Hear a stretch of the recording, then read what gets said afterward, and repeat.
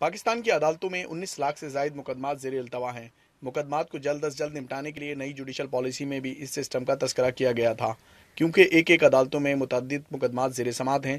یہ ممکن ہی نہیں کہ ججز کی کمی اور مقدمات کی زیادتی کے باعث مقدمات کو جلد از جلد نمٹایا جا سکے۔ لوگوں کو جلد اور سستا انصاف فراہم کرنے کے حوالے سے متبادل مصالحتی طریقے کو سکھانے کے لیے 25 سیشن ہوئے، جس میں 520 وکلاء اور ججز نے ٹریننگ لی۔ Chief justice of Pakistan justice Iftikhar Muhammad Chaudhry sahab نے 2009 میں جو policy national judicial policy announce کی تھی، اس میں یہ کلیئر ڈائریکشن تھیں کورٹ کو کہ وہ اے ڈی آر کی ٹیکٹک یوز کرتے ہوئے under section 89A civil procedure code زیادہ سے زیادہ کیسز ڈسپوز آف کرے۔ ہم نے یہ ٹریننگ پرووائڈ کی ہے ججز کو اور وکیلوں کو، اور امید ہے کہ اب اے ڈی آر کے ذریعے زیادہ سے زیادہ کیسز کا ڈسپوزل ہو سکے گا۔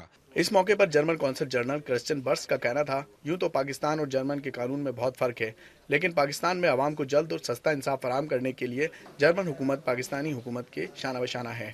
I was very much impressed by the work they are doing, and ADR, alternative dispute resolution and mediation, are in many countries a tool simply to resolve disputes in a more efficient, in a cheaper, in a quicker way than by the judicial means.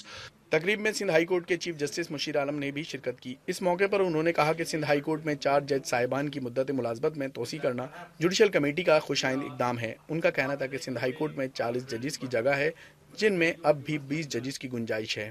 40 کی گنجائش ہے، 20 ہیں ہمارے پاس، مزید 20 کی ہے، جس کے لیے کوششیں ہو رہی ہیں کہ جلد از جلد ان کی ریکمنڈیشن کی جائے، اور جوڈیشل کمیشن جو ہے افہام و تفہیم کے ساتھ مل جل کے فیصلہ کرتا ہے، اور اس کے فیصلے کا احترام ہونا چاہیے۔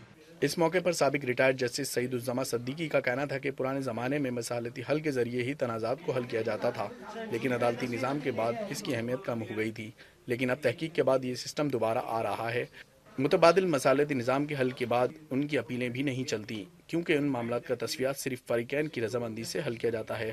میڈیشن کا مقصد یہ ہے کہ اس میں پارٹیز جو ہیں وہ خود طے کرتی ہیں کہ ان کا معاملہ کس طرح طے کی جائے، اور جو میڈیٹر ٹرینڈ ہوتے ہیں ان کی ٹریننگ ایک خاص ٹریننگ ہوتی ہے، جو اسکل سکھائی جاتی ہے ان کو کہ کس طرح سے لوگوں کے درمیان معاملات کو طے کرایا جائے۔